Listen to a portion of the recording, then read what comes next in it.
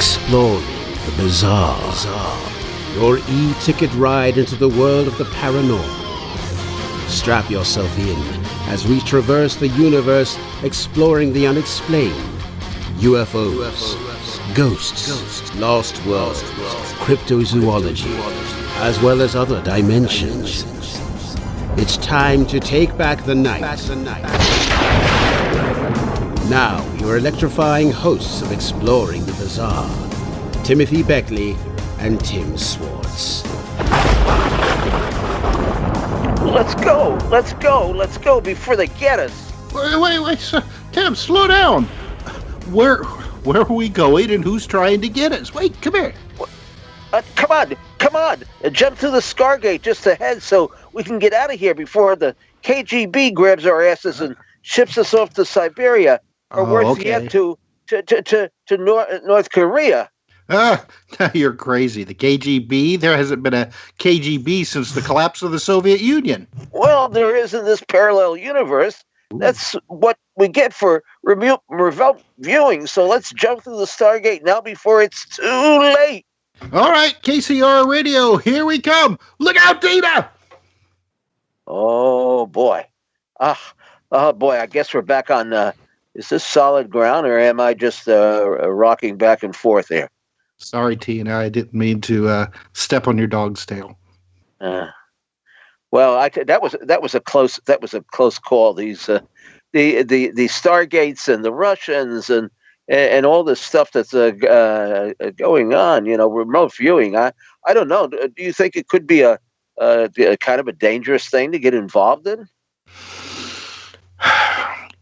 Could be. It all depends on the amount, if you believe in the espionage and things like that. A lot of people, if you bring up the subject of remote viewing, they'll say, oh, well, the CIA claimed that it was all fake and that, they tried it and it didn't work, so they just gave it up. But,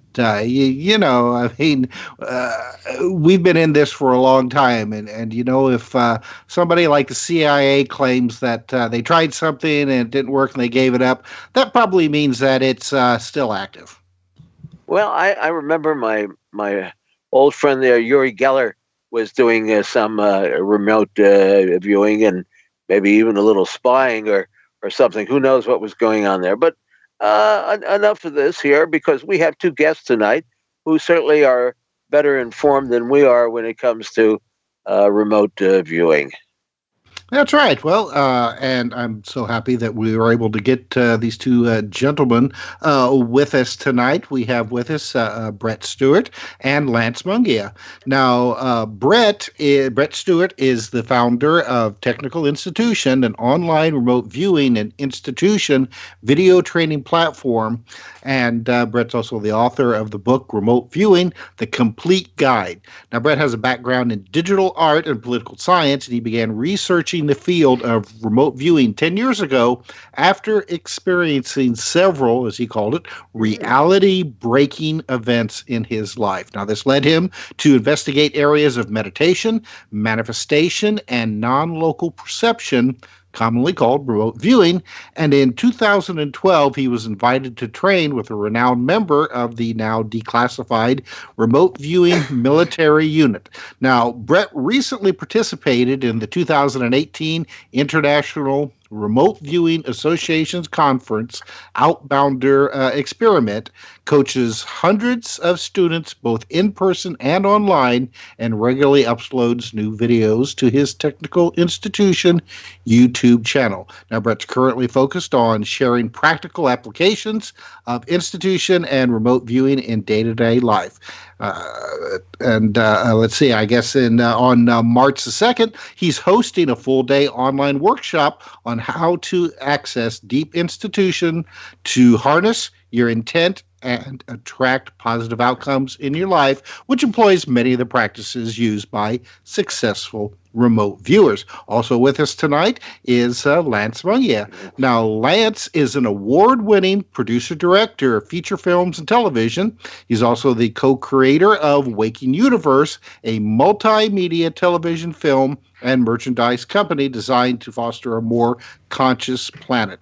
Now, his most recent project is Third Eye Spies, a feature documentary about the CIA-funded psychic spy program spearheaded by Russell Targ at Stanford University Institute during the Cold War. The documentary features CIA insiders speaking for the first time since the program's declassification about how psychics reached into one of the most secret facilities of the world. As well, Lance is the director of the film Six String Samurai and co-writer-director of The Crow Wicked Prayer for Dimension Films. So, gentlemen, thank you very much for being with us tonight on Exploring the Bizarre. Great to be here. Thanks for having us. It's a pleasure to be here. Well, we're all interested in the subject. I know have been for a long time. I've even had a few. Well, I don't know whether you would call them remote viewing or out of the body experiences. I kind of tend to lump the two together, but I know remote viewing is probably a lot more structured. In other words, wouldn't you say, Brett, that when you're doing remote viewing, you start out to project and to get into finding a particular subject? Yes. Remote viewing, one of the kind of cornerstones for how it works is that you need a predefined target in advance. Yeah, so that's what I was trying to say, predefined target. Right? Exactly. Yeah. And so this is why typically you work with a team. There's a project manager who decides what they want to have the team work with or take a look at. And then all the viewers have no idea what they're remote viewing. They're totally blind and they just get into their session work. And it's ultimately really what it is. It's a step-by-step structured attention management skill. And what it is when you adjust your perception, your attention in a specific way through a series of steps, there seems to be this uncanny human ability to be able to access information about remote places, people, events, anywhere in time, whether that's in the future or in the past. So this is why it became, and this is something that Lance's film is so great, and I love it. I watched it just a couple days ago. It's fantastic. It really shows how it was used. I saw the trailer, and I must say that I wasn't impressed by it, and I look forward to watching the entire film. Is it not being released in just a day or two? No, actually, and thank you, Brett, for the kind words, man. I mean, that means a lot. Seriously, and both of you, actually, Tim as well. Yes. But the film actually came out a couple of days ago. I originally thought it was coming out March 1st, and the distributor actually released it. Well, that's what I guess that's what I saw. It was March 1st, right? Yeah. It said March 1st on the website, but they decided to move it up a couple of days. The distributor is the Orchard, which is a division of Sony, and it actually, on the day that it debuted at number 6 on the top documentary charts on iTunes. So I was like blown away by that. Wow, that's great. Yeah. To me, it's like I was stunned, because the distributors had told me the week before the film came out, don't expect it to break the top 10 right away because, there's all these Oscar films on there, and there's a lot of Oscar buzz films, about that. Yeah, and there was a real a lot of interest in the subject matter, I guess. I mean, we've climbed to number 4 yesterday, and we're kind of vacillating back and forth between 4 and 5 right now. So, I'm always checking my phone to see where we're at. It's a lot of fun. But well, I think now I'm not sure whether this is a remote viewing or not. It's kind of in that gray basket area.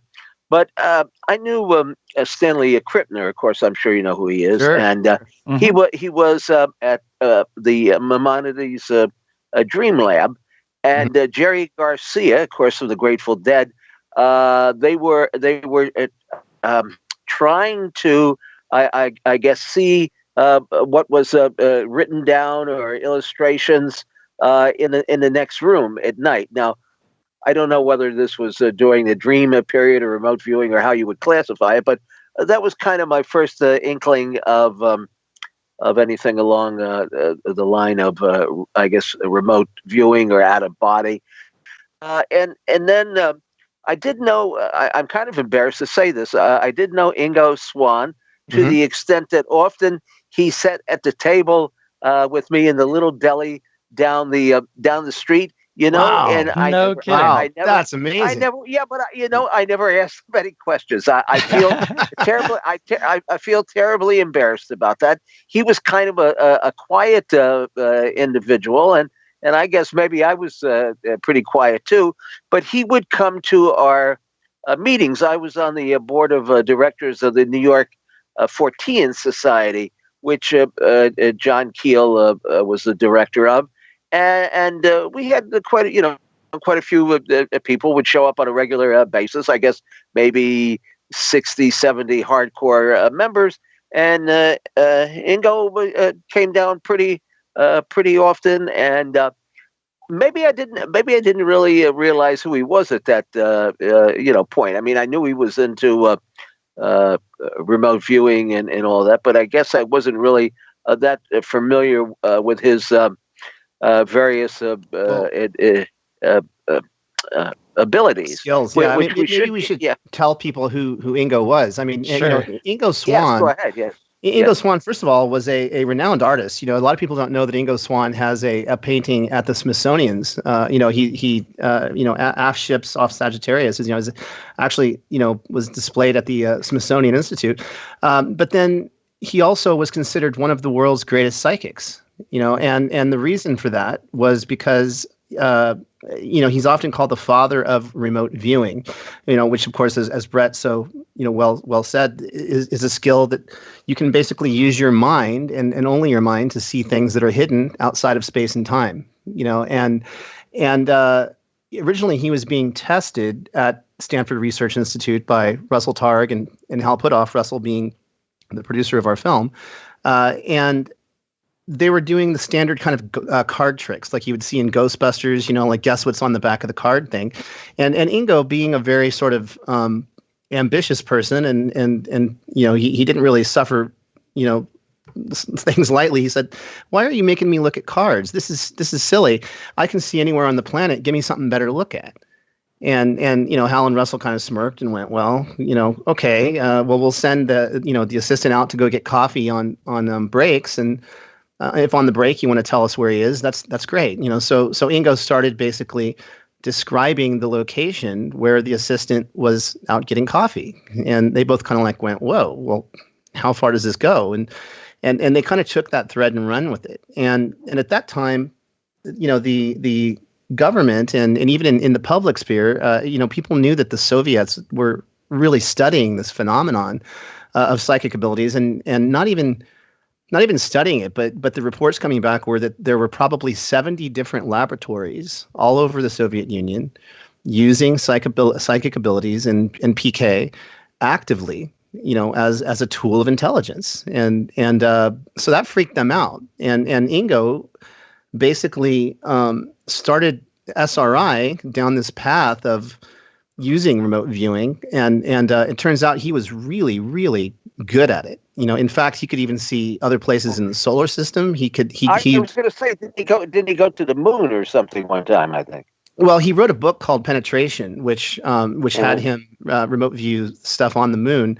But in a laboratory setting, he actually they tasked him with seeing Jupiter about 6 months before Pioneer got there. Pioneer being the first probe that ever actually went out into that area of space. So nobody on Earth knew what they were going to find on Jupiter, and Ingo starts describing things like crystal ice rings around the planet, and right away Russell and Hal went, "Well, this guy's got it wrong. He's looking at Saturn. He's not looking at Jupiter. Saturn's the one with the big rings you can see on a telescope."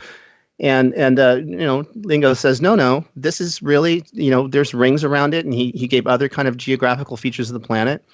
And about 6 months later, Pioneer got there. And one of the first things they discovered was there were very faint ice rings around the planet. And Ingo Swann got that right before anyone on Earth even knew that it was possible. Now, what year are we talking about when there was this kind of a war between the Soviets and the U.S. as far as remote viewing goes? Are we talking about the late 60s, early 70s? The reports coming out of the Soviet Union in the 1960s, and there was a really good book written around that time called "Psychic Discoveries Behind the Iron Curtain." Behind the Iron Curtain. Yeah, Absolutely, yeah. And that actually really shook up the U.S. intelligence community. And they thought that this was just sort of Russian propaganda. They didn't believe it, So they basically said, well, we think this is a bunch of bunk, but the reports coming back over that decade and into the 70s, by the time 1974 came around, they were very worried because there were many, many serious people in the Soviet Union taking this seriously. They were actually screening every draft age, individual that came into the Soviet army for certain traits to see if they might be good to use in their psi experiments at one point. So. Now, what were they trying to find the location of missile silos and things like that? Is that a part of what the attempt on both sides were? They used it for all kinds of things. I'm sure that Brett could tell you. I mean, you can use remote viewing for just about anything, but immediately they didn't believe it was real. So the U.S. wasn't using it for anything. The Soviets, it's come out in a book that Ed May wrote called ESP Wars, that the Soviets were using it for all kinds of things. For instance, they would look at a U.S. satellite and they would remotely, psychically, have a person go in there and draw the schematic of what the interior of the satellite looked like, so that they could copy the design, things like that. Just never 100%. I mean, I think the audience needs to really be aware that remote viewing is not a sure bet. I mean, it's using your imagination, it's using consciousness, and consciousness is very fickle. It's not absolute, but the CIA calls it human intelligence. Which is full of errors. It's a human ability, but they understand that because they can at least glean things and then use what they glean from the remote viewers to compare to the rest of the intelligence that they have, and then determine whether or not there's validity to it. Yeah, I think one of the things also, Ingo Swann, he was an absolutely amazing naturally gifted psychic. And, as far as a little bit more even about his background, he's definitely, every remote viewer that I know knows who he is because he's considered the father of remote viewing. And I think it was even in your film, Lance, where you had a little snippet of this, or maybe it was in one of the clips of it. But one of the things that really got the intelligence community's attention with Ingo Swann was the magnometer. I think that's how you say it. The magnetometer? Magnetometer experiment that Hal Puthoff had him do, which was this magnetometer is this buried in steel and cement device that's not supposed to be affected by anything, I think, except neutrinos. I could be wrong on that. Yeah, it's measuring like very rare particles, right? And it was buried, hundreds of feet below Stanford University, right? And Ingo claimed that he could move things with his mind, and this is not remote viewing; it's more on the PK side, but right. But he perturbed that magnetometer and basically broke the experiment and almost got Hal Puthoff kicked out of Stanford. Right. But the thing that was interesting that he said when he was doing this is they said, well, it's in the cement. And Ingo told him, he's like, well, how am I supposed to affect it if I can't see it? Mm-hmm. And so they kind of were baffled by that statement. And he's like, okay, well, let me draw it. So he gets a little piece of paper on the table and he draws the schematic of this highly, highly classified device, perfect schematic of what's in the cement. And that, I believe it was the CIA intelligence agency, that skill is what they were interested in. They weren't so much interested as much as in you can move a needle through cement. They were interested in information gathering. And ultimately, that's the real power of remote viewing, is that you can collect information about a distant target, and a lot of that information is going to be correct. Yeah, it's going to be correct. And the thing too about the CIA was, Brett, you actually that's absolutely correct. They were interested in the incoming inflow of information, while the Soviet Union was far more interested in the sort of outbound use of psychic ability. So right. Yeah, they were much more interested in sort of the whole sort of typical men who stare at goats type stuff, where can I actually affect a person's heartbeat? Can I actually implant a thought in someone's head? make them do something maybe that they normally wouldn't do. So that was there. And according to U.S. intelligence, just from the people that I spoke with, they never really got very far with that. It was much, much harder to do something related to PK and actually affecting the outside reality than it is to simply just use your own consciousness to bring things into you and sort of observe them and record them. Exactly. They were definitely afraid that the Russians would develop the ability to stop a heart or, put a pinch on a blood vessel. And if you do that to a president, you have a big issue, right? And so it was like it was too significant for them to ignore. And so as much as they wanted it to not be real, every time that the SRI came back to them with, well, it seems to work. This next experiment seemed to produce positive results. It's like the unhappier they got. So it's kind of interesting dynamic. In our film, there's several bonus features and on iTunes, and one of them is about Uri Geller and Uri claimed that he could affect things at a distance and, erase hard drives, things like that. Oh. But that's a different skill than remote viewing. I knew Yuri fairly well when he was living here in New York. In fact, we took him up one time to Muhammad Ali's training camp. And Ali was very skeptical about any of this. He was friends with Johnny Carson. He'd been on the show, and Johnny Carson, of course, the amateur magician and so forth. But he did one or two things up there. I remember he was with Ali's a sparring partner, and the fellow had on a heavy, kind of like Christian metal, and he made an imprint with his thumb in the metal. And also, too, Ali was married at the time to Belinda. And he made the stone in the setting of her ring disappear. Yeah, just by holding his hand over, and I was 2 feet away. Now I can't say that he wasn't incapable of trickery, and I think he's even kind of admitted that in recent years. You kind of do the hokey pokey, and you turn around and you do what you have to do to get a little bit of attention, but he did do some obviously fairly incredible things, and some under fairly rigid, I believe, scientific conditions.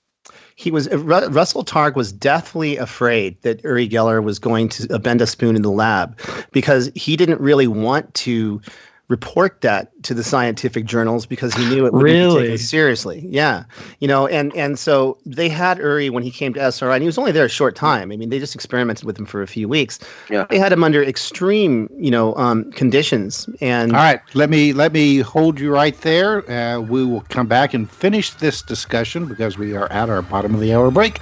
So stay tuned for more on remote viewing, on Exploring the Bizarre. That's what it's all about.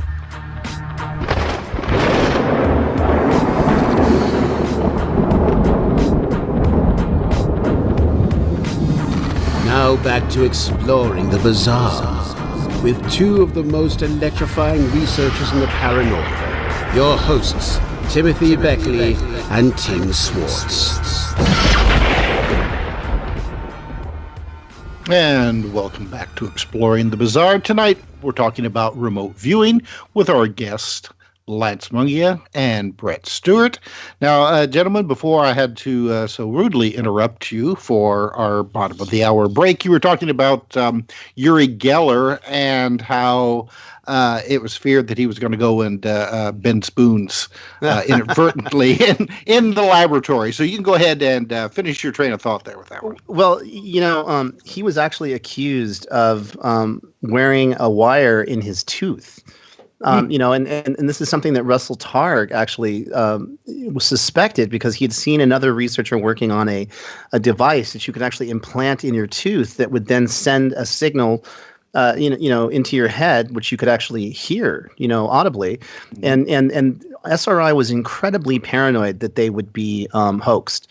They had a Faraday cage that they would put the remote viewers in, where no signals could get through of any kind.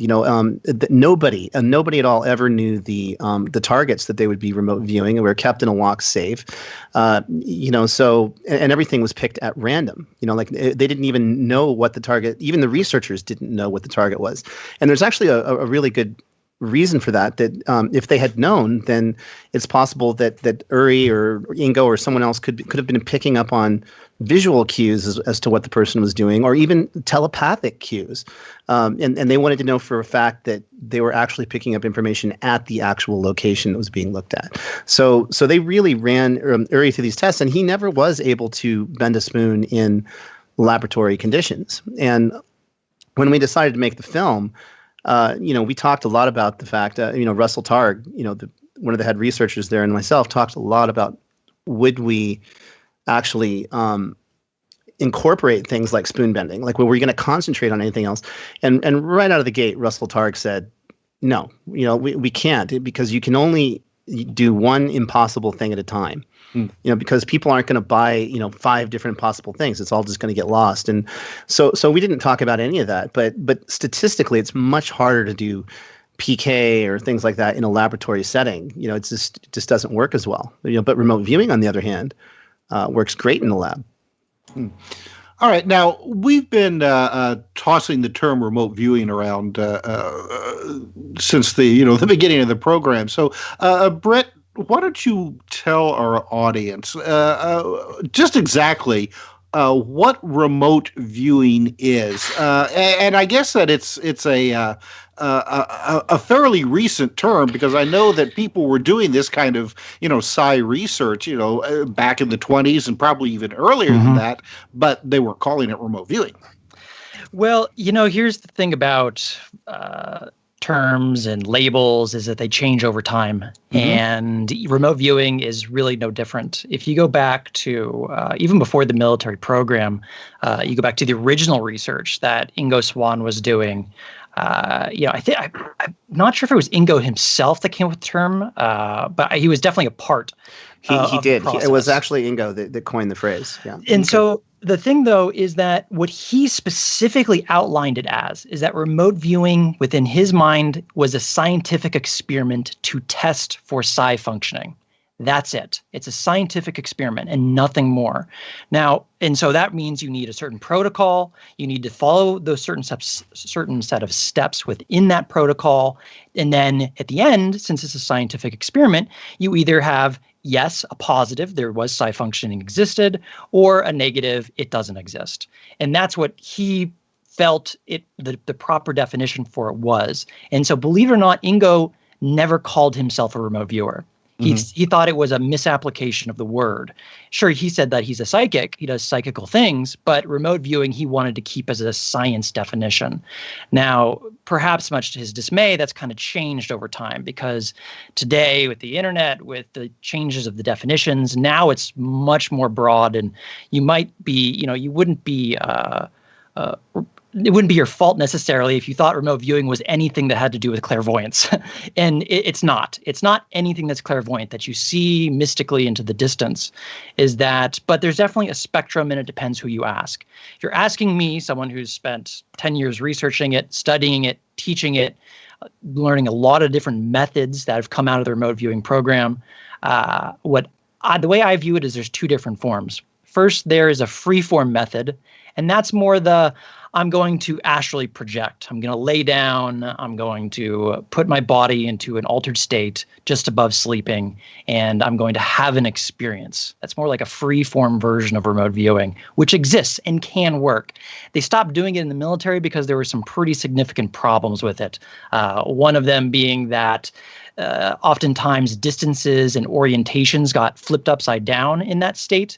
And so it was very hard to kind of determine like what was the ceiling, or whether it was 20 miles or 1,000 miles as far as how far away something is. So, but there are a number of other problems with that. So what they switched over to was a much more structured method. And this is a pen and paper in a quiet space with high attention management on whatever the task is that you're focused on. And so that's the type of remote viewing that I practice, that I teach, which is there'll be a pre-assigned target and when you're practicing, you're training new students, you use photographs because you need feedback to reinforce the process. Just like in any skill, you need feedback. How well did they do, right? And so I usually use a photograph. I'll put it in an envelope, and then I will give them a set of numbers that's assigned to that photograph. So students who are learning to remote view have no idea what they're remote viewing. They're completely blind. But I teach them how to go through a set of steps, which brings them closer and closer in this attention management space to start beginning to describe what's in the actual photograph. So they'll start picking up on the textures of the site. This is like a sandy, gritty environment, kind of like a beach. And then they'll get the wet, the wavy maybe. And then suddenly, hey, the actual target photo was a beach with maybe a boat. Maybe they missed the boat because they're just starting out. But it's essentially a structured step-by-step technique to access information at a distance. And it's just because it's, this in the layperson's terms, really what you can kind of think about this is that your brain acts kind of like an antenna. It's kind of similar to your cell phone, I think is maybe a good analogy, where if you run the right app, then you can access this massive library of information. And that would be the remote viewing app, right? And in that library, it's like the Google of the universe.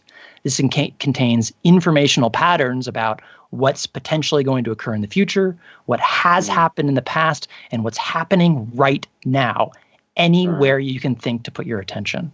So that's essentially, the nutshell, I guess, if you will, of what it is in the spectrum.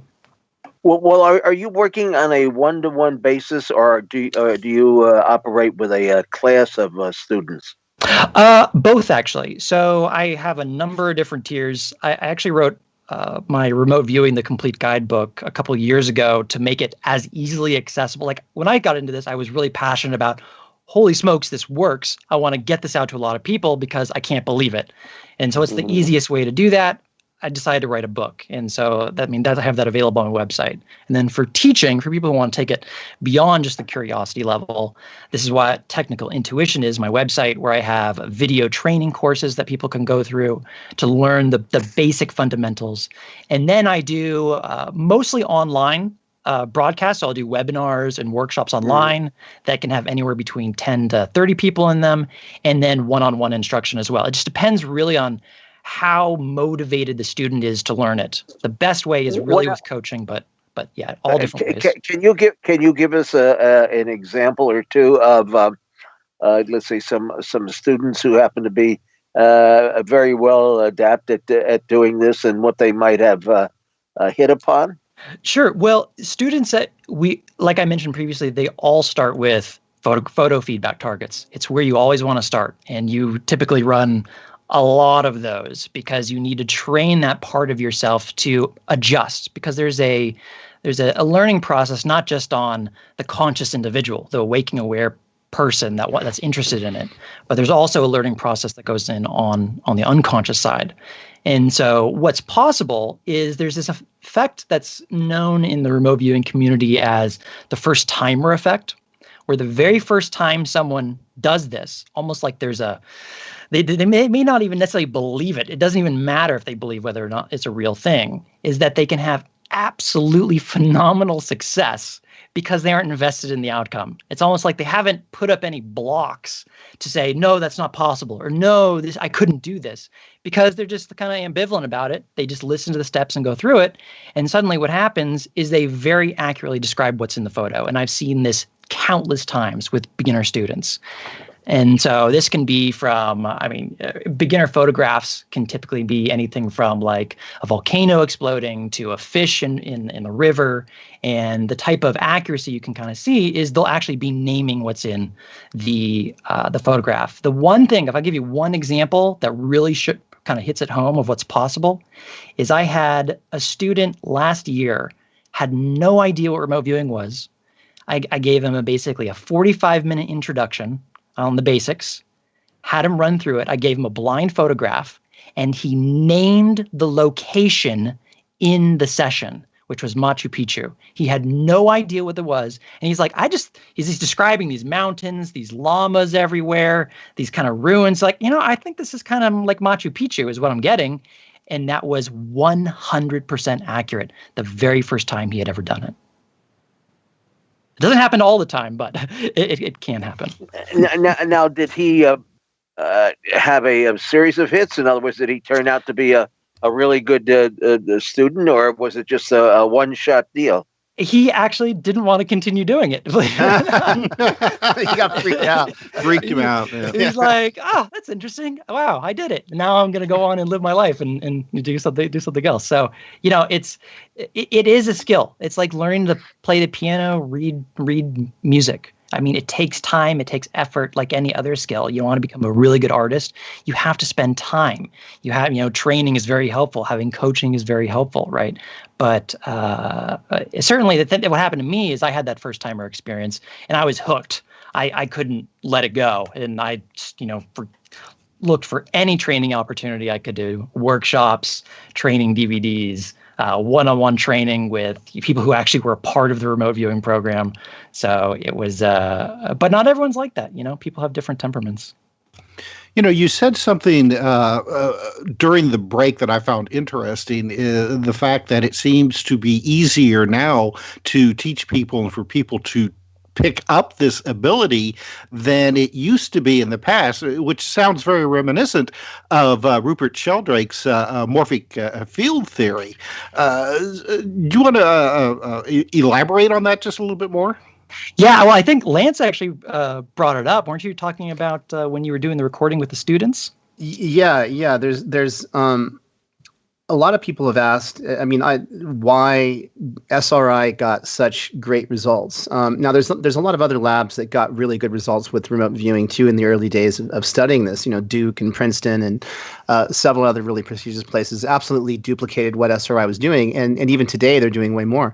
But what the original people who did this contributed to their initial success was the fact that it was almost like a permission slip to walk into SRI and see these guys in big lab coats and beakers and all this, like, millions of dollars of scientific equipment. And Russell would just sit them down and say, okay, well, today you're going to be psychic because everybody is psychic, and so you're going to remote view for us. And they would do this again and again.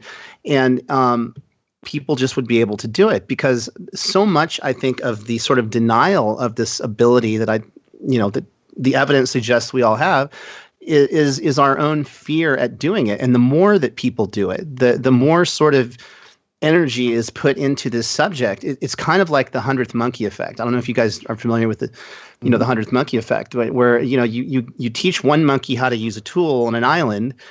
When about 100 monkeys figure out how to use that tool, this was an actual scientific study that was done, then all of a sudden every monkey in the entire species knows how to use that tool. And they've demonstrated this again and again and again in different areas, not just in that one. And I think remote viewing and sort of the use of consciousness as an ability is the same thing. It's like we're sort of like blazing a trail for other people to follow. But the danger in that, like I loved Brett's analogy about the person who did it one time and said that's enough and left, is that you can't really take away somebody's worldview without them being sort of grounded enough to have a different worldview and be open to that, or else people just shut down. And I think that is the danger. But at the same time, there really is something, I think, both psychologically and maybe even energetically that suggests that the more you sort of break through this veil, this kind of barrier of consciousness that's separating us, the more it is easier to connect. It's like your bandwidth goes up. Not just my bandwidth or yours, but everybody's. So, as we brought up at the beginning of the program, a lot of people, when you talk about remote viewing, just will automatically shut you down, saying, "Oh, well, it's they tried that and it didn't work, so they stopped doing it." So what's your answer to somebody who tries to come back at you with that kind of skeptical attitude? Well, there's 100 years of data that you can look at, and I've had this discussion, this argument with good friends of mine who are very skeptical, and I think number one, I would tell that person, good, be a skeptic. You should be a skeptic. Don't be a dogmatic skeptic. Don't be somebody who is not open to the possibilities. But this is Charlie Tart's really quote, but who's one of the parapsychologists in the movie. But you want to be an enlightened skeptic. You want to be open to the possibility, because when you see something that really is unbelievable, and it doesn't exist within sort of the confines of the existing science that we sort of know and understand in the material world, then you have to kind of go, okay, wait a minute. If this is happening, then there's something about the model that we have that is broken.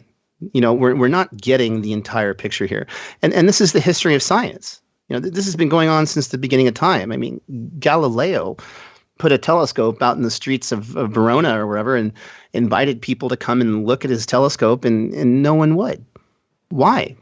Because they didn't want to upset their apple cart. They didn't want to ruin their sense of what the world was. It might be demons. It might be something really bad I might see through there. I think that our film, Third Eye Spies, is going to upset the apple cart in a big way, because I've seen it happen again and again.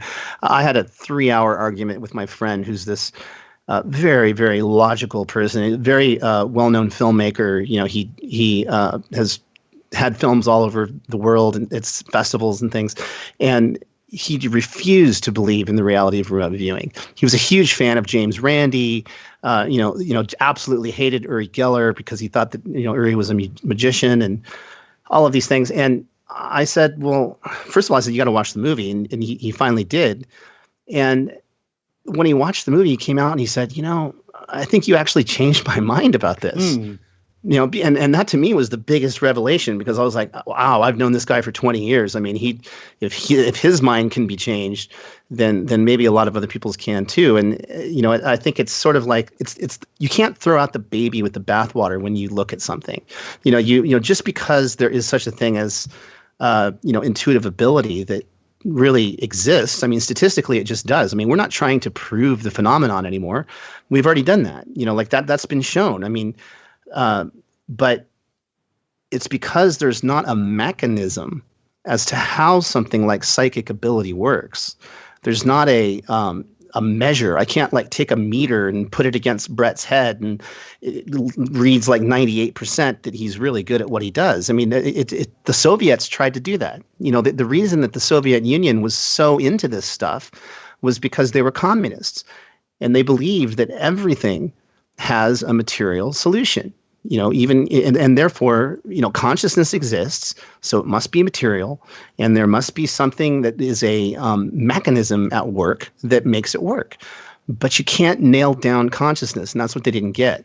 You can never actually create a hypothesis scientifically for this kind of phenomenon, because the observer themselves are part of the experiment.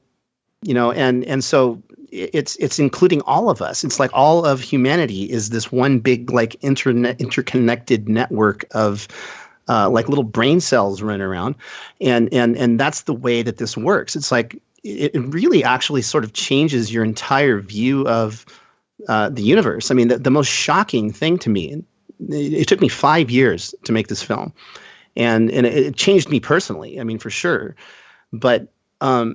The most amazing thing was going and visiting these guys who were, some of them grizzled Vietnam vets like Joe McMoneagle, who won the Legion of Merit Award for his service.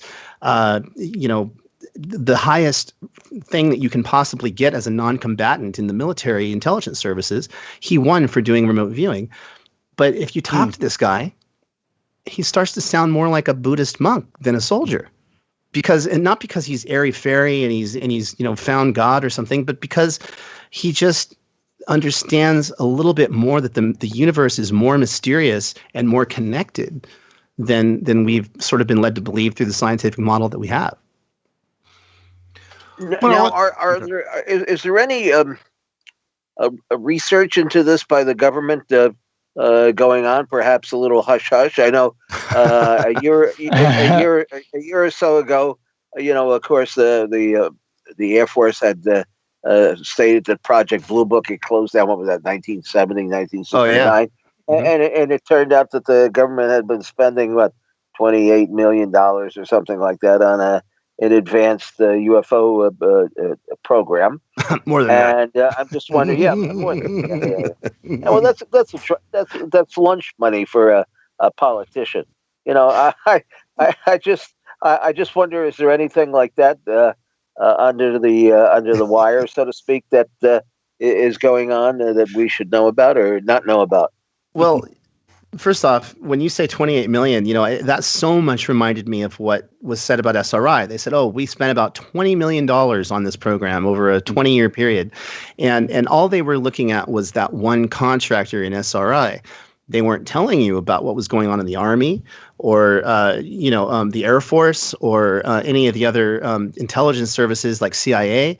They didn't count any of that money. So it's like they're very selective. Like we think of government as this monolithic beast that just moves with one driving force. It's like the president's behind the wheel and he's driving the car to the left and the right, and everybody's just sort of following orders. But intelligence services don't work that way by intent. They're what's called stovepiped. Everything has its own infrastructure, and you may be part of a advanced remote viewing program for the Army and think that's all there is, but there's way more than that. And you don't know it, and even the guys involved don't necessarily know it. We talk a lot about this in our film, which came out a couple of days ago, but it's really about using misinformation the same way that you would if you were going to go join a rock and roll band and your mom didn't approve of it. Like they don't shut this stuff up. I don't think anybody's going to come after me or come after Brett or anybody that's out talking about this, because they don't have to. All they have to do is be quiet about it and then let the cultural biases kick in. And with our film, that's why I think our film is going to be really groundbreaking for a lot of people, because a lot of people are seeing this movie. It's number 4 on iTunes right now. So there's people who don't know anything about this, and they're looking at this film and they're going, "Wow, these guys don't sound as crazy as I thought they were." These guys all have PhDs. Oh my gosh, that guy was a nuclear physicist. What's he? Oh my gosh, this guy was a Nobel Prize winner. And yet, even the Nobel Prize winner, Brian Josephson, who appears in our film, he's Cambridge professor emeritus. He was discriminated against because of psi. All right, I'm going to have to interrupt you here because we have to go to our top of the hour break. Come back, more remote viewing on Exploring the Bizarre.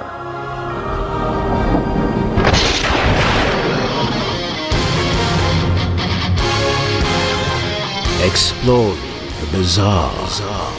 Your e-ticket ride into the world of the paranormal. Strap yourself in as we traverse the universe, exploring the unexplained. UFOs, ghosts, lost worlds, cryptozoology, as well as other dimensions. It's time to take back the night. Now, your electrifying hosts of Exploring the Bizarre, Timothy Beckley and Tim Swartz. All right, welcome back to the second part of Exploring the Bizarre. Tonight we're talking about remote viewing, if you haven't guessed that already, with our guests Lance Mungia and Brett Stewart. Now, Lance has a movie that is now out for your viewing pleasure called Third Eye Spies, and Brett is the founder of Technical Intuition. So, we're talking about remote viewing and the possibility that I don't know what we were discussing before we went to the break. That and Tim asked this, whether or not that there could actually be continuation of the CIA and military projects along these lines. I mean, the CIA, said that they stopped doing this. What was it, like 1995 or something like that? Because it didn't work, and nothing to see here, folks. Which just always, like MK Ultra. It just always, made me think, yeah, it's still going on somewhere. under the sheets. do you think? I mean, is that true? I mean, do you think that there are continued projects going along somewhere with remote viewing? I think it's all Brett. I think that he's the one. They're going to him. Go for it. Well, I don't. No. I mean, listen, like, if you look back at the actual reason of why they canceled the program in '95, I mean, first of all the original researchers had already left, so that's an aspect to take into consideration in 1995. It's a totally different group that's involved at that point. But if you look at the actual report that was generated, it was the AIR report, where it's just everyone who was part of the program, who looked at it, or at least a lot of them, they basically said this looked like essentially a hit job. None of the original scientists were contacted. They weren't given critical knowledge about the program. They weren't allowed to look at all of the actual successful uses of it. And the kicker is that the number one tasker of information in the intelligence agent of all the intelligence agencies that went to the military program for information was the CIA. They had more tasks to the program than anybody else requesting information from them. And this was a program that lived and died on a yearly basis for funding. So that means every single year they had to prove that what they were doing not only worked, but it was providing value, intelligence support for who was requesting it. And people kept showing up. Agencies kept showing up asking for more information. So when you look at it through that context and that understanding of what happened, it makes you wonder a little bit about why it played out the way it did. In that if there was a negative, say, bend or a negative bias from the beginning to discredit the work up front, what would be the reason for that? Now, obviously, now we need to, unless you've remote viewed it, I haven't remote viewed this, right? But maybe there are people who have. I mean, actually, I think, well, I won't go there, but you have to kind of look at it from their perspective. You mentioned the MK Ultra, right? That was a huge disgrace for the CIA when that came out. The fact that they were looking into that, the fact that it ended so horribly, people died, and so it's like the fact that this was going to come out, obviously they're going to want to distance themselves. That just to me seems like a no-brainer based on historical factors. But the other thing that I think you have to take into consideration is that the CIA, or at least an aspect of the CIA, you can't probably blanket paint a brush, the CIA, right? But there were certainly people within the CIA that knew the program worked. But if you look at it from their perspective, what's going to be going on, knowing that it's going to become declassified, that there's an inevitability at that point? Well, they know that they have to kind of control the release and the perspective on how new people come into the information about the program. Because what happens when an intelligence agency no longer is able to protect its most sensitive secrets from everyday ordinary people? If remote viewing enters into the public domain, it's not only recognized as a real possibility, but it's also intriguing, it's stimulating, it's all like, wow, this is really cool, I want to learn how to do this. What happens to the world after that? Well, you enter into a completely new domain where you live. This is it wasn't Sheldrake, or maybe it is, I can't remember, where it's quoted for saying, well, essentially we live in a world without secrets at that point. And really we're already in that world. It's just, we don't know yet. I asked Hal Puthoff that question, I asked him actually, did you ever really think twice about working for the intelligence community? The information you're providing could have been used to kill a terrorist, or could have been, used for some sort of negative end.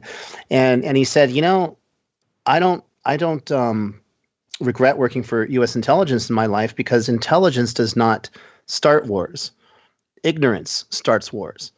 And I've always thought that was a really great quote, because it's we act as if we all have to have all of these secrets. And it's like, well, yeah, but if everybody has access to your secrets, then everybody's on an equal playing field. And I think that's really a start to this. But I wanted to interject and just say that, a lot of people don't know the exact sort of amount of time that this went on, but U.S. intelligence used remote viewing from 1974 through 1995. I mean, really, 1975 was the official start of the U.S. remote viewing program. That's the official record. And my really mission when I was going and talking to all these people was to find out, is this something that they thought what they were still doing? And again, the people who were public with this already, the main people like Joe McMoneagle and Russell and Hal Puthoff, all told me that no, they believed that this was actually not going on because it had been such a huge embarrassment, like the way that Brett mentioned MK Ultra. What happened was in 1995, President Carter was giving a speech at Emory University. And this is in our film, which is top 5 on iTunes. Just as a reminder, please go out and order it. Carter basically came out and said at a speech he was giving, somebody asked him, what's the weirdest thing you ever saw as president? And Carter said, well, when I was president, we had lost this Russian bomber in the jungle in the Congo. This thing went down and it had kind of a new design, and we really wanted to get a hold of it, but it was lost. Nobody could find it. The KGB couldn't find it. CIA couldn't find it. So the head of the CIA comes to me one day and says, there's these psychics out in California, and maybe they can find your bomber for you. And I said, well, can't hurt. Let them try. And all I know is they brought back some coordinates. The coordinates were correct. We looked there. We found the bomber. And that was the weirdest thing. And what Carter didn't realize he was doing is he was outing a still ongoing special access project, classified top secret. He didn't know that. And so instantly the CIA springs into action, and the CIA had actually only been officially involved with the program at the inception, and then they sort of backed off, and DIA, Defense Intelligence Agency, took the project over for many years. And CIA was asked to take it on again and evaluate it. And so that same year that Carter said that, the CIA evaluated it. They brought in a very well-known skeptic of psi phenomenon by the name of Ray Hyman. Another person was brought in, Jessica Utz, who was the president of the American Statistical Society, and they both looked at the data. Jessica said, look, the data says that remote viewing is real. Even Ray Hyman couldn't deny that, but he said, I doubt that you could use it for anything. But the thing is, nobody was allowed to talk to any remote viewer. Nobody talked to any of the original researchers. Nobody ever even opened the boxes in the Pentagon. I've heard this from several different people now that were involved. The boxes remain sealed with all of the remote viewing data of the last 20 years in it that was operational. Nobody bothered to look. So why is that? How convenient. Because it was inconvenient truths, right? But I think part of it was a true embarrassment. They didn't want to win the Golden Fleece Award for spending money on the dumbest special access project, and they also didn't want this to get out publicly. Just how effective it had been. So very quietly they canceled the program in 1995, and that was sort of officially the end of it after they released this report. But again, we have to go back to this idea of stovepiping. Everything is sort of compartmentalized when it comes to intelligence. And like Brett said, the entire time of this program's existence, the CIA was the most active user of the information. They tasked more targets than anybody else. But at the same time, so did Secret Service use this. The Coast Guard used this very effectively. NSA. Pretty much every branch of U.S. intelligence used this very effectively. So wasn't there a couple of attempts to find submarines that had gotten lost? There was a. This is in our film, Third Eye Spies. Joe McMoneagle, who was considered. How clever of me to know that. Yeah. The Army he was probably their most well-known remote viewer. He's in our film, and he talks about the fact that he was tasked to look at what was going on inside a giant building in Russia, about 3 miles from the seacoast. And he starts coming back with all of this information about giant submarines being built there that were probably twice the size of any submarine that was in existence at the time. And CIA thought he was crazy. They said, they can't be building it. It's not even near the water. Why are they going to build a submarine way out there? And he goes, nope, here's the design of it. This is what it looks like. It's got twin hulls and it's got a certain kind of torpedo that does this and blah, blah, blah, all this data. And the person who tasked that was Robert Gates. You may be familiar with Robert Gates. He was Secretary of Defense. He was head of the CIA at one point. And Robert Gates said, "No, I don't think there's anything there. But go ahead. I'll send us the satellite to look at that." Because Joe told him it's going to launch in 120 days. So Gates orders the satellite to look at that facility 115 days later. And lo and behold, the Soviets have built this trench going 3 miles out to sea. And there was a giant submarine called a Typhoon class. What is it? The TK-109, Soviet nuclear submarine, the biggest submarine ever launched in history, is sitting there with all the bay doors open. And the satellite is able to just go in there and look at everything. And according to Joe, they got more data than they had in the entire archives of the CIA about what was going on with the Soviet Navy in that one task that he did. And so, to say that remote viewing doesn't work, you may also, another clip in our film, you have Robert Gates on Nightline at the time that the program closed, basically saying, "Oh yeah, remote viewing, it was something that, we tried, we looked at it, but it was never useful for operational stuff. We never actually got anything that we actually acted upon." It's not true. It's not true. And I think it's even more so than, one of the big kind of start things that they realized that they could describe these distant locations, but they took it even a step further than that too. And this comes with the Air Force. At the behest of the Air Force, they tasked SRI they were interested in developing this underground railroad system to transport nuclear warheads back and forth to different silos. So that, because in the Cold War, they are always all about, if they take out our first strike capability, then we're sitting ducks. And so how can we counteract that? And so the Air Force had this grand idea to build this underground railroad system, transport the nukes back and forth at random. Nobody will know where they are. And so they're like, okay, well, let's see if this works. Let's test these psychics out. They're working with these physicists to see if they can crack this code.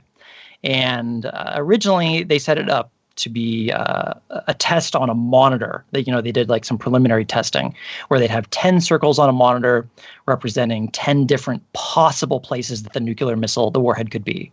And the viewer was asked to essentially press a button to indicate which circle they believed the imaginary warhead to be located. And if you're thinking of just random chance, it's easy to figure out what you would expect, right? It's a 1 in 10 chance every single time. So you'd expect that in the results.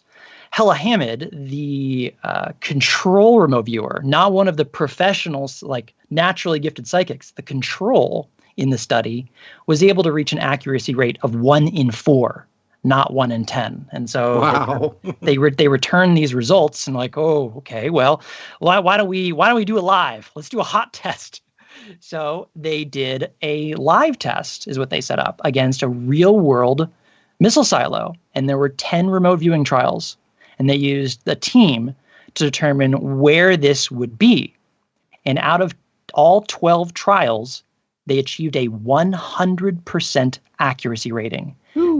That's a probability of 1 in a trillion.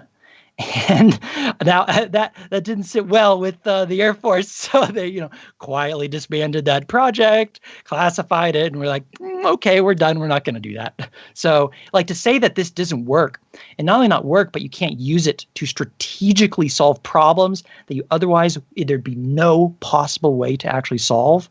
That's the real power of this skill and what it was applied to, and what people are still applying it to today. I actually, I'm sorry to interject. No, go ahead. Go ahead. To just add to that story, because it's great that you brought that story up, because I actually forgot that story is the other reason that the remote viewing program was canceled. Really? I wasn't aware of that. Yes, I've talked at length to Charlie Tart about this, and actually, Charlie Tart, parapsychologist, professor at I believe it's Berkeley, longtime SRI consultant for this kind of stuff, written many books, is in the movie. You may also not know that this all started with a group of college students. Charlie Tart had a class at the college he was teaching at, and decided that he wanted to do a remote viewing experiment in the psychology class that he was teaching. So he knew this information about this underground, missile silo, that they were going to basically move these nukes around on boxcars to prevent the Soviets from being able to properly target them. So he built a machine that was the earliest version of what you're talking about, this kind of 10-button thing that looked like a roulette wheel kind of. And he found that, I don't know exactly what the statistics were, but something like 7 out of 9 times or something like that his students could predict where the missile was going to be, in this kind of shell game, this missile shell game they're going to try to play. And so he sent that data to SRI. And at the time, SRI was looking for funding and things like that. So SRI does some more experiments, and they sent it to all of the data to the Air Force, actually to somebody in the president's cabinet. And the generals who were in charge of this multi-billion-dollar scheme that they were going to do were furious at SRI. I bet. Yeah, they were so upset. This guy rained on their nuclear parade, basically. I mean, they were going to do this big thing, and so yes, they canceled the program, and that was right around the time that they basically canceled the rest as well, and because the generals were advocating for it to be canceled, just because simply they were pissed off that they lost their multi-billion-dollar contract. Right. Well, they had the rug pulled out from under them, right? Yeah. So regardless of the application and usefulness of remote viewing, they had probably a vendetta. I mean, I don't know. I'm speculating. No, it's true. Kill the messenger. No, it's absolutely true. There were vendettas like that. There was tons of infighting. They had allies, and they also had real enemies. In the intelligence community and in high places, because a lot of it was just sort of dogma.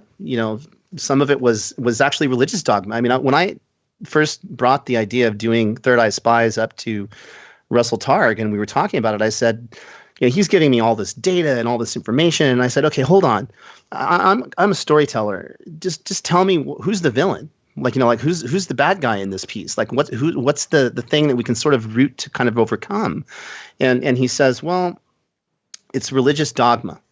And I said, religious dogma? I said, don't you mean scientific dogma? He says, yeah, that too. But really, it was the hardcore sort of religious fundamentalists that were in government.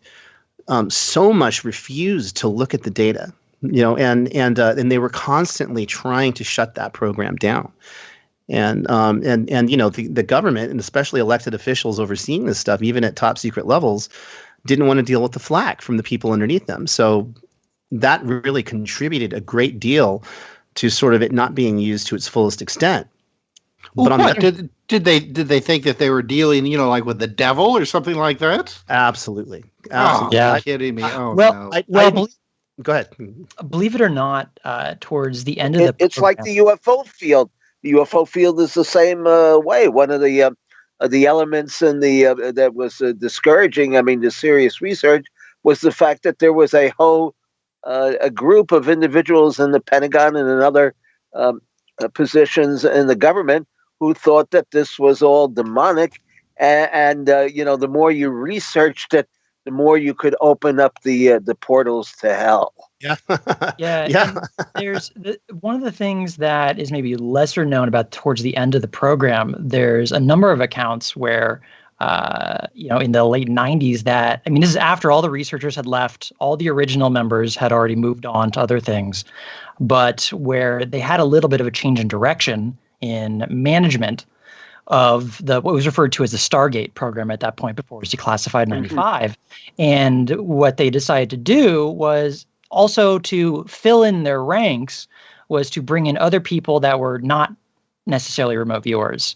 They were using Ouija boards or other things. And so that did not originate out of the original scientific research. And regardless of what you think about that I'm sure that must have played some part of it. It played to people's fears, maybe that, now I know for sure that this is the act of the devil, and they can glaze over essentially the 20 years of scientific research that was put into developing this skill. So maybe that even played a part as well. Well, I think what the byproduct of what you're talking about is that the Army at that time, towards the end of the program, like in the early 90s, was being choked off of funding. So they probably couldn't really find, they couldn't do any kind of real recruitment because they were just grabbing like whoever they could to come in. And this was actually a theme throughout because they found anybody could do this. Anybody could do this, and they would just grab various people and have them do it. And a lot of the biggest remote viewers that we know publicly have said they're not doing it still. But the thing is, both Brett, you and I know, it's not that hard to do. So you don't need billions of dollars. You don't need congressional oversight. You could have a book club that meets on Wednesdays and says, okay, let's remote view what's going on. And then you just double check that with the intelligence community, see if they're right or not. And then voila, you have your own program. I mean, there are groups, public groups all around the world that learn how to do, like with over 1,000 people in them, that use remote viewing on the market. They predict market trends. And there's a lot of these groups that have over 70% accuracy rating in future predictions. We have an extra on YouTube, on my YouTube page right now. I've spent a week following those guys that are doing gambling experiments, the Applied Precognition Project in Vegas. Yep. I'm doing a 20-minute mini documentary on it, and that's on there. But the thing is, Brett, even you could be tasked doing classified work right now, and you may not know it. You may be thinking you're working for a corporation or someone else, but somebody from the CIA says, yeah, these guys' accuracy is pretty good. Let me just feed them this data and then see what they come back with. And I think that's let me interrupt you here because unfortunately we have to go to our bottom of the hour break. When we come back, I'll let you continue that thought on Exploring the Bizarre. So stay tuned.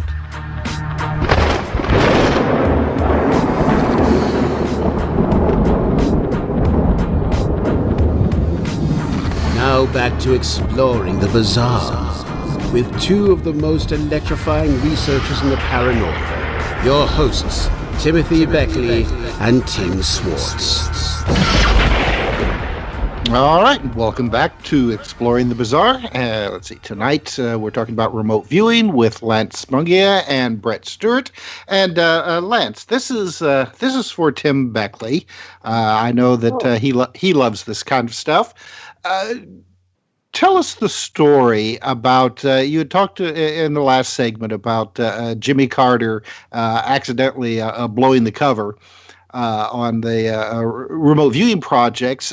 Tell us a story about the little bit of synchronicity that you had when trying to dig up the information or try to find a source for this story. Well, somebody must have seen something else I've done because I hardly ever talk about this. But yeah, I mean, there were a few like amazing synchronistic things that happened as I was making this film. I had heard this information that Carter had outed this program again and again from different people in interviews, and I looked everywhere for the source information. I was trying. So Russell said it came from CNN. I couldn't find the clip of Carter saying it on CNN. I looked in newspapers. All of these different things, and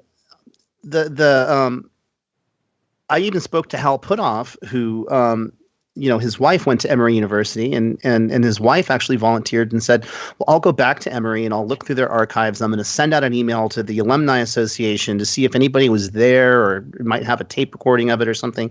And luckily the film took like several years to make because I would tell even friends this story about Carter and they would say, oh, come on, Carter didn't say that. Really? Where's your proof? And then one day I was walking down the street in Pasadena, nearby where I lived at the time. And I was thinking about this and I was thinking, oh man, I really need to find some way of verifying this for the film. And I sat down in front of Rahman's books there and I looked up and there's this big giant poster of Jimmy Carter's face. His autobiography, My Life, had just come out. And I said, wow, that's interesting. What's that? And so I ran inside. I got the book. I opened it up, and I literally almost opened it up to the exact page. It says, clairvoyance, in the CIA, or something like that. And like Carter actually wrote a few pages of his book about finding the downed Russian bomber, confirming everything. And then Hal sends me this clip of Jimmy Carter actually saying it, that he got, and then I literally am on the phone to Russell immediately. Can you come out to LA? Jimmy Carter is going to be here signing books in like a week. And Russell's like, absolutely, I'll book a flight. So we actually got to meet Carter and, briefly talk to him and, just kind of shake his hand and stuff. But it was perfect for the film, and it was completely just a synchronicity that happened. It was amazing. Well, synchronicities play a huge part in the paranormal and in UFOs. I did a book. It's 450 pages. It's the mind control matrix of Philip K. Dick and the synchronicities of Tim Beckley. I have had so many synchronicities, and we're not talking about thinking of somebody and they call on the phone the next day, or waking up and seeing the clock says 411, whatever that means. I'm not even sure what this is. I mean, stuff that is absolutely mind-boggling, and I don't want to take the time here because it's your show, and we have plenty of programs archived, kcorradio.com, and on our YouTube channel, Mr. UFO Secret File, that go into this. And it's absolutely amazing. Some of this, somewhere, someone is programming some of this. Now, I don't know whether they're they're in some spaceship or in some other dimension or sitting on the top of a tree somewhere, or whether it was set up 1 million years ago or at the beginning of creation, and maybe they come back every once in like 20 centuries or something to make sure that the matrix is still here and the computer is still working. I mean, there's no way to really explain it, but it also has a lot to do with not only with UFOs, but also with life on the other side. If you believe in life after death and so. Sure. Now you mentioned, I think, while we were on a break, that you had a UFO experience. I have. I actually had a few. But it's unexplainable. I mean, unidentified flying object is part of it. Yeah. But the thing is, I've had many experiences in through consciousness. I mean, just odd things will happen, synchronicities, like you're saying. And the evidence suggests that we are not as linear as we think. We are not as solid as we think. If I can use my mind to go reach out to the rings of Jupiter and see them before any human being ever has, that suggests that there's a part of me that's already there. And if you can wrap your head around that, then maybe something like the afterlife is real. Maybe all it takes to make a connection with another culture living on another planet is to simply use your imagination. This is an imaginary tool that we're talking about in remote viewing. It's not real.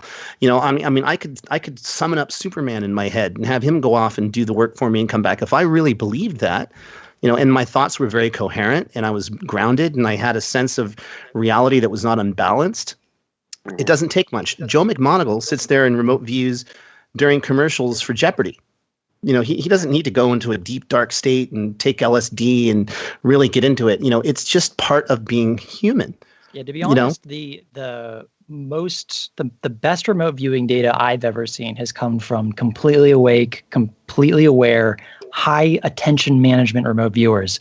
And you can just those kind of individuals can produce incredibly detailed reports on sites, locations, what's going on at those sites, the purposes, the origins. I mean, you can trace it any which way you want to go. As a project manager, what do okay, go look at this. Oh, what's this thing over here? Oh, what's this thing over here now? And it's like you're zooming in with a microscope with the works to pull out all the information you would ever need to be able to describe what's going on. And now, obviously, there's certain error correcting mechanisms that's built into the techniques that takes into account for imagination and mental noise, and all of that's part of the process. But at the same time, it's like, what's possible is you can do some pretty amazing things. And, you mentioned, just as kind of a aside, you said, you saw a UFO. The reason I got into remote viewing in 2010 was because I saw a triangle go over my head and take off at warp speed in San Francisco Bay Area in the middle of the night. And that was one of the, I would classify as a reality breaking experience that showed me that I really had no idea about anything. And so suddenly, I went college educated, or art degree, whatever, right? It's like, okay, obviously I don't know anything. That's a great philosophy. So it was, so I just started researching. I just started reading. I was open-minded about all these things I had closed off to, and I had heard on a late night radio show this thing called remote viewing, and I was like, I wonder if that thing is real. And so that started that journey, and I ended up where I am today. And one of the things I think about Lance's film, which is so fantastic, is that it's top four now. I'm looking at this thing on my phone as we're here. It is now top 4 on the iTunes documentary charts. Thank you, audience listeners. You guys are helping. Yeah, and it's like one of the things, and I said this in one of the breaks, of what the thing about Lance's film that's so fantastic is, if someone came to me before and wanted to know about remote viewing, I could have a discussion. I can give my experiences. I can try and break it down in layman's terms to give them an understanding. The only other way to really get the full story, though, these days would be go read a book. Here's a 300-page book about the history, someone who was in the program, et cetera. But who's going to do that? Who has the time for that? Most people, unless they're already interested in it already. But what's cool about this film, Third Eye Spies, is that I can now point to his film. And I can say, go watch that 2-hour documentary. It's amazing. It shows the evidence. It does it in a compelling way. And you're going to basically be able to get the pulse of what this remote viewing thing is by going and watching it. And as a result of this, just since it was released, you talk about synchronicity.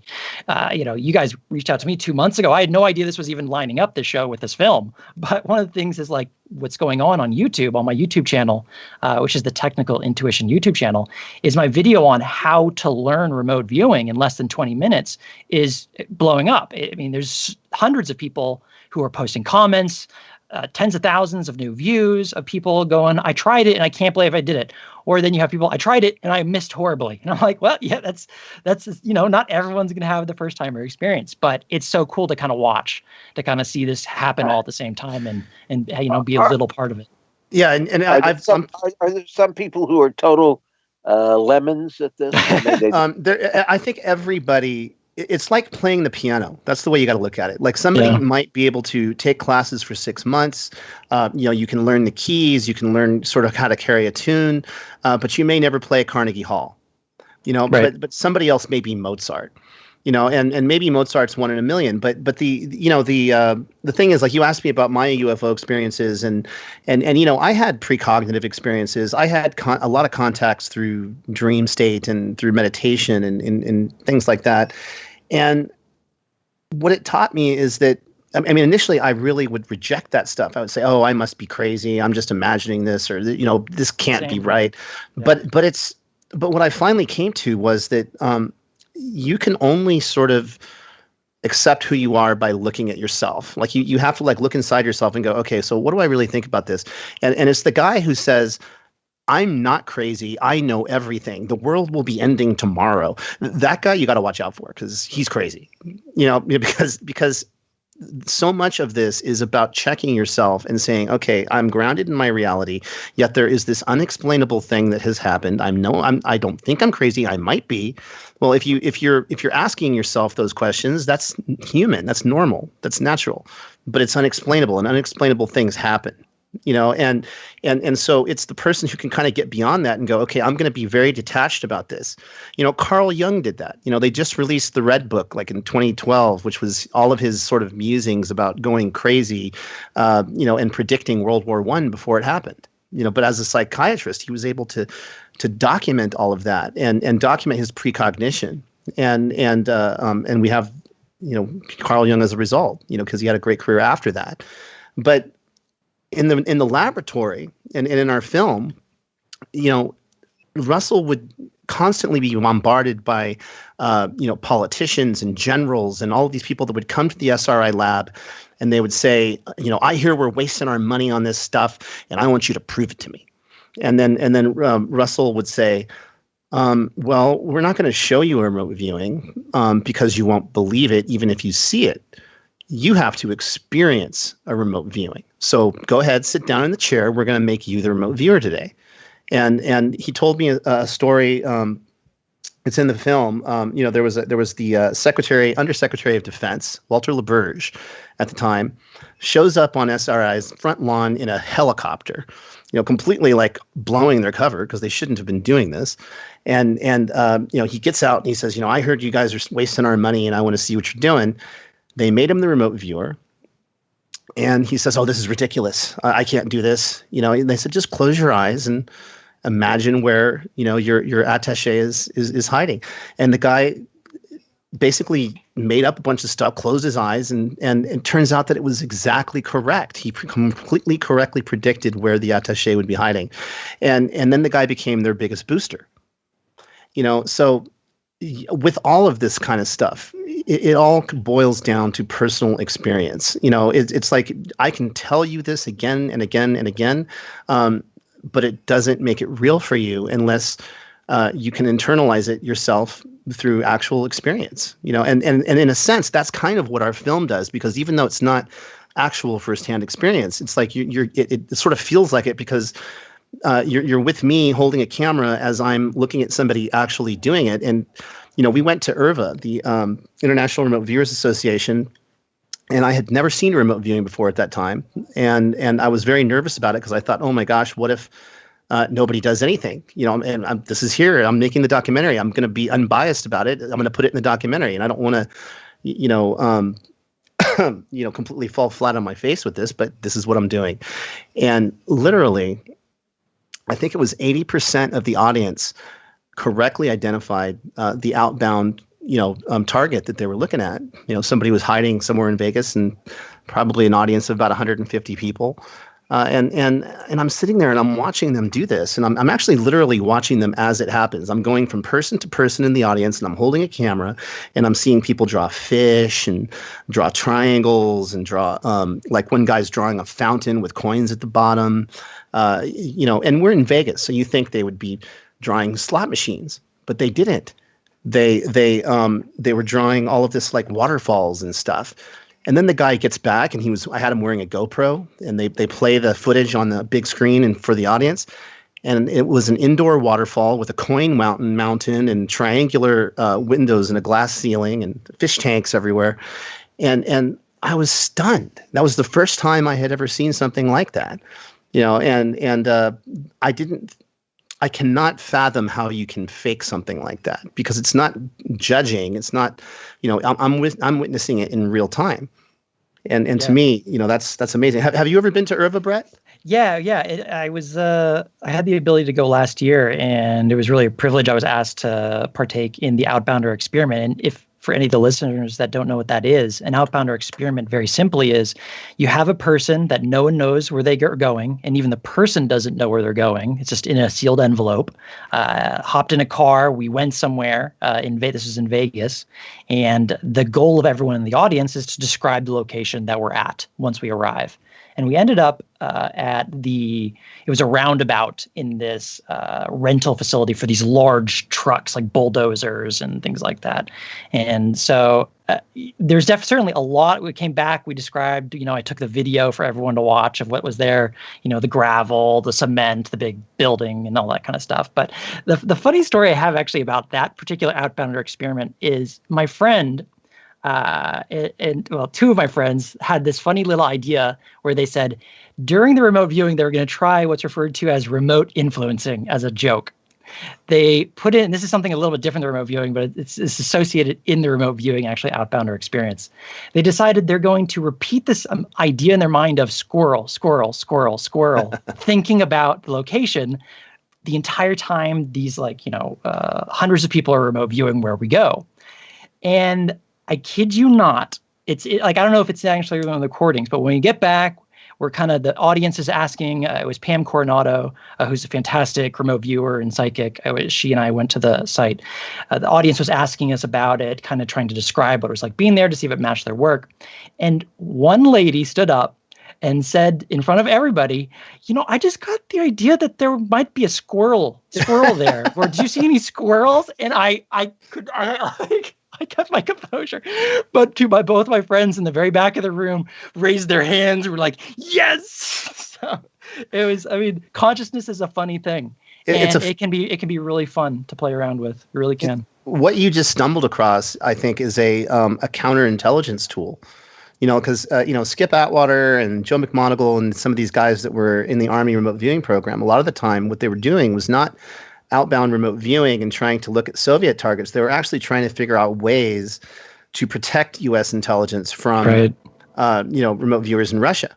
And one of the things that they would do is they would sort of put silly things around like a nuclear missile silo. Like let's say there's a secret project going on in a silo. They'll put, balloons and Mickey Mouse posters and all this weird stuff around.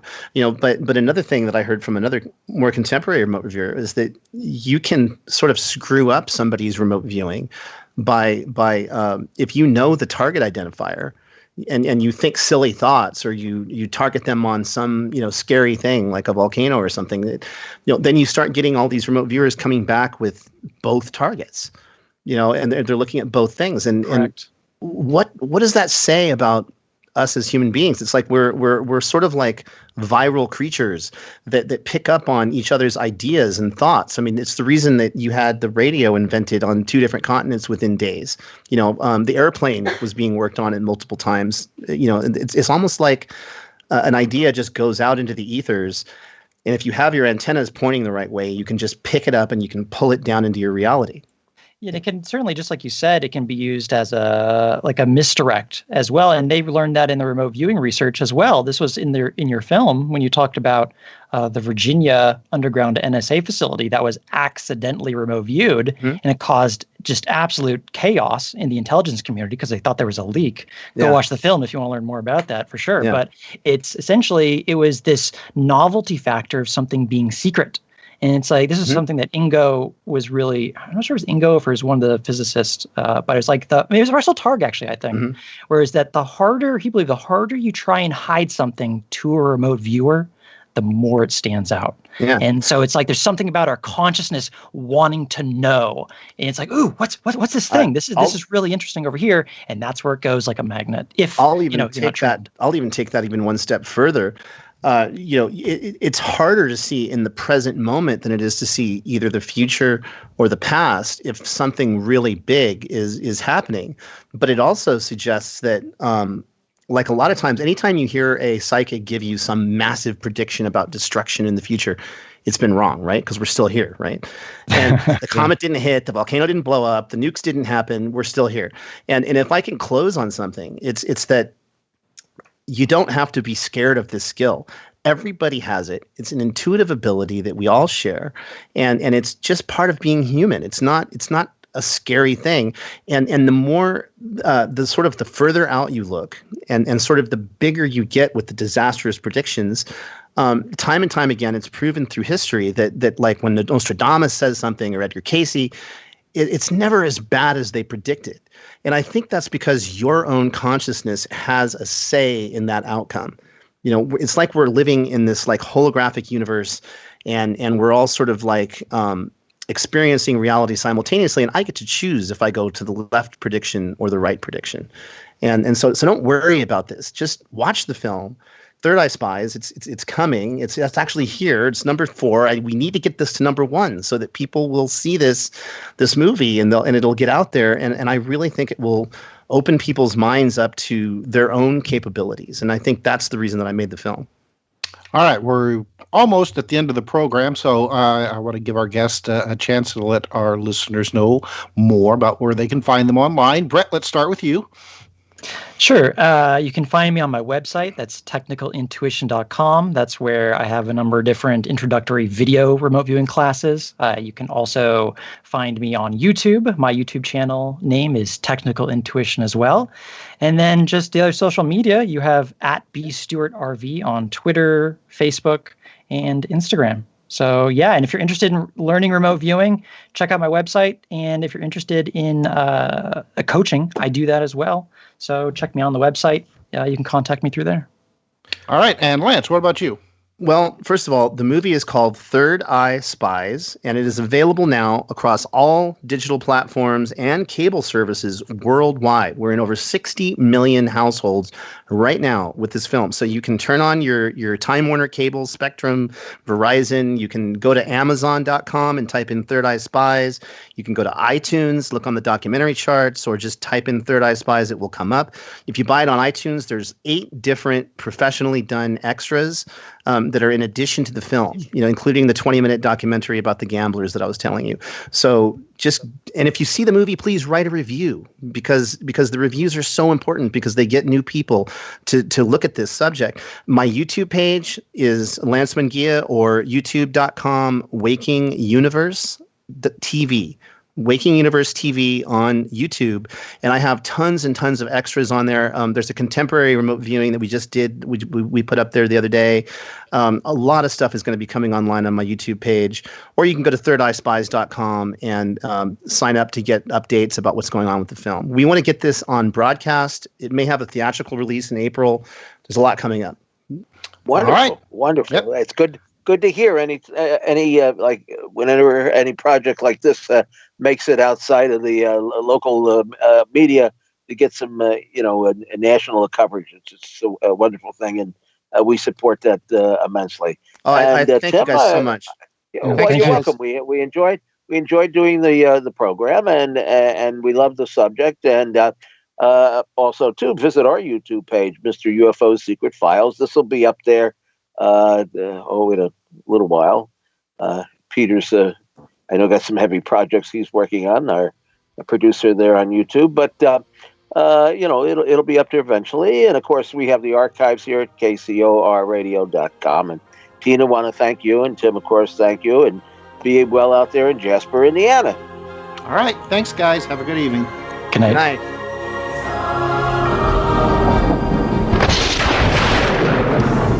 You've been listening to Exploring the Bizarre with hosts Timothy Beckley and Tim Swartz. They're taking back the night by jetting non-stop across the cosmos in search of the truly bizarre and totally unexplained, with you as their co-pilot.